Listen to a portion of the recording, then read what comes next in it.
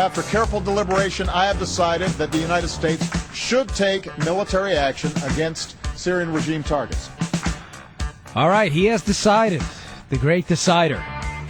I'm Dan Bongino, filling in here for the next 4 hours. We got a stacked show on Syria, and we got a great guest lineup. We got Eli Lake coming up at 3:40. We got Bill Crystal at 4:06. And on the line now is our good friend, Chris Plante. Chris, welcome to the show. Hey, Dan, how are you? I'm kind of laughing. Well, thank you for letting me fill your quite big shoes last week. I hope I didn't ruin your entire audience. No, people are sending me cards and letters telling how great you are. You're better than me. Oh, yeah, right. Well, thank you. Well, on a more serious note here, so obviously Syria kind of stole the show today, and I've been asking the question to the audience, kind of taking a cue from you. I love when you do that on your show here. What is the U.S. national security interest here in an endgame? I mean, are we just really making a point to use air quotes here by lobbing a few missiles over there? Is there an actual endgame, or is this guy just making it up as he goes along, the president? Well, clearly making it up as we go along at this point, obviously. Today's announcement was a great demonstration of political sleight of hand. The president found himself in a really difficult situation, and he has effectively now thrown the brakes on and passed the buck. Now, look, this was a lose-lose for him this morning when he got out of bed. But now he's thrown it all over to Congress. And as we know in the news media, Congress means Republicans. So if Congress goes with him and authorizes the use of force and it goes bad, then, hey, Congress shares the blame or Congress gets the blame because our Teflon president never takes responsibility for anything. But this is a classic example of not taking responsibility. He was leading. He was fine going around Congress yesterday. Now suddenly he's wrapping himself in the Constitution. And I heard a news report on this earlier, the White House correspondent saying that Barack Obama has seized the moral high ground. Now, this is the new narrative from the Obama worshipers, is that President Obama has made the decision to go ahead and punish the Assad regime in Syria for their dastardly deeds, which, didn't need punishing a year ago when they used chemical weapons, and there are, more than 15 incidents involving the use of chemical weapons in Syria. But this one crossed the line, and the president found himself in a terrible place with, the British Parliament denying David Cameron the authority to take military action for the first time since 1782. Right. That's a hilarious story. And that was the British Parliament denying the then Prime Minister authority to go ahead and keep waging war against those breakaway colonies in America. That's the last time a British Prime Minister was denied by the House of Commons the authority to make war. President Obama was fine yesterday and this morning with going ahead without congressional authorization.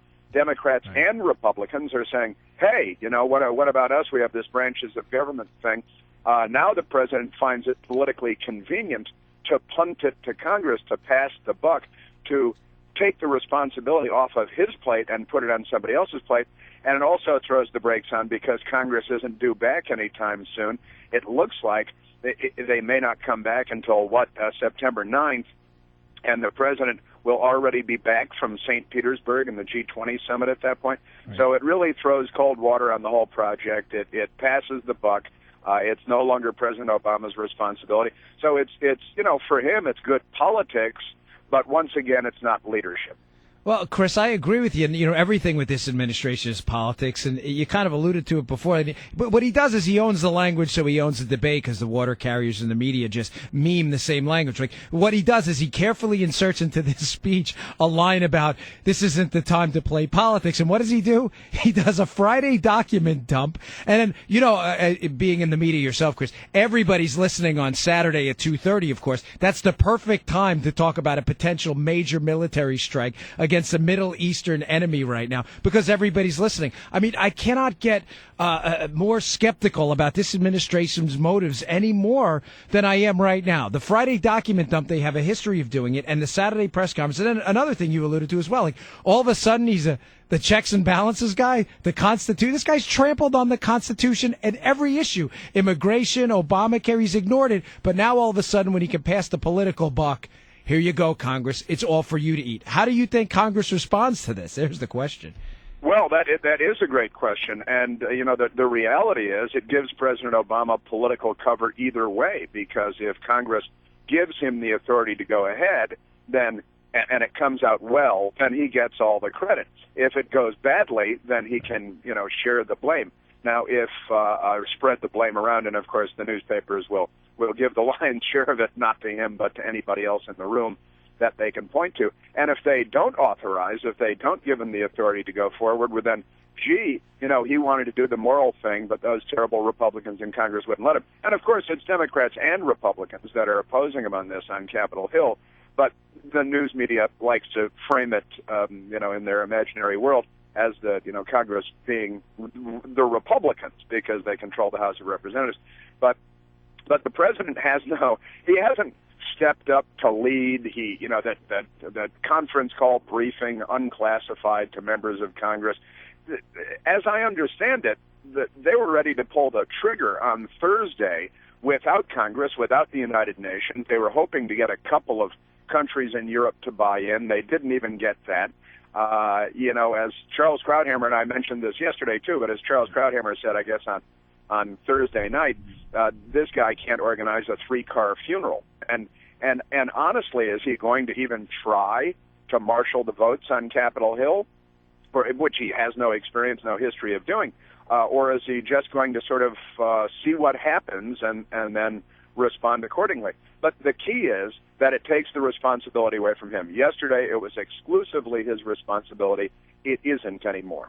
Right, and I'm fascinated to see how the media plays this one. I mean, I can only listen to the 6 o'clock news program tonight, and you'll hear all of these tough guy quotes. And again, he'll be the great arbiter of goodwill here. He'll be they'll flex the biceps. But I have no doubt that this was based on some polling they did internally. My experience with this administration is they don't do anything without public polling. And what I think happened, which I think you hit the nail on the head with, was they were going to go at it alone.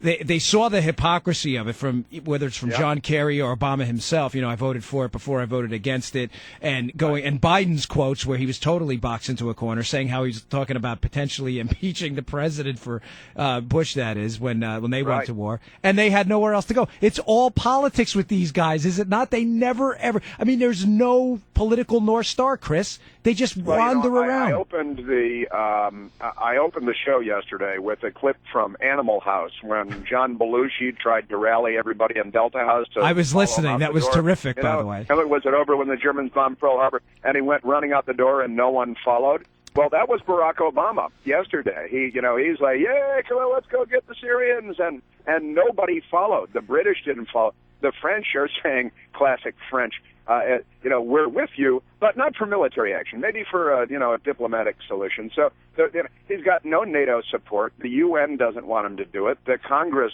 hasn't been consulted. The American people aren't with it. Other than that, Barack Obama's really rallied everyone to the cause. Yeah, I mean, we're going to the French now, Chris, really? By the way, though, I'm embarrassed to say I've never seen Animal House. Don't tell anyone outside the people listening to this show. But was it Blutarski or something? Was that right? Yes, it was. Yeah, he eventually became a senator. He became Senator Blutarski in the epilogue of the... You haven't seen Animal House? Were you raised in North Korea or something? I'm a movie buff, too, which is quite embarrassing. But, I listened to you on iHeartRadio, and it was hysterical because you were absolutely right. Like, the charge was light. He turned around. He realized no one was behind us. And now we're reaching for the French. And, I remember, that joke they used to say where, the French didn't help us get the Iraqis out of Kuwait. That's okay because they didn't help us get the Germans out of France either. But, I mean, is this really where we are right now, that Barack Obama? It really is where we are. And it's, they mocked the Bush administration for the coalition of the willing, which was at one point 48 nations, and there are always dozens of nations, and there was lots of heavy lifting. President Obama can't get him to stand next to us while we lob our cruise missiles, while we pay the bill, while they just kind of watch and offer moral support and hold our coat as they stand off to the side. And President Obama can't even get him to do that. I mean, I guess he's regretting sending that bust of Winston Churchill back and insulting the British right out of the gate and giving the Queen what did he give her, an iPod with his own speeches on it. And, I guess his international relations are paying off. These are his chickens coming home to roost. as it were, because he doesn't have any friends internationally. He doesn't have any friends in Washington on Capitol Hill, and I mean Democrats or Republicans. And the president has been this lone wolf figure propped up by the news media as Barack the Magnificent, and now here's an opportunity for him to make good on all of his rhetoric, and he's running for the hills. He's slammed the door and passed the buck to Congress, and now he's out of the line of fire, and it's all going to be somebody else's fault because it gives his friends in the media the opportunity to move the spotlight off of him and put it on Congress. Well, Chris, we got to let you go, but I can't let you go without this one. I got to get you to comment on this. Can you imagine the look on the Queen's face when the old man handed her the iPod? Hey, here you go. Thanks for coming. Hey. I mean, thank you, Bennett. She must have been those people who handle all the formalities for that must have been horrified. When I can only imagine. So yeah, the protocol office. As I say yesterday, normally the President of the United States would give the Queen of England something like an ornate desk carved out of wood from a tree on George Washington's property. Right. Or, an $89 iPod. Right. Same thing. No difference. Same thing you might give your niece in the Christmas stocking. Or Bluto Blutarski. Hey, Chris, thanks for taking time out on the weekend. We appreciate it. You bet, buddy. Have fun, Dan. Thanks, man. All right, folks, 888-630-9625. Stay tuned. We got Eli Lake coming up. We got Bill Crystal at 406. We're going to talk all things Syria. Do we go in? Do we not go in? Do we lob cruise missiles? Do we not lob cruise missiles? There's so much to talk about. 888-630-9625. Stay tuned.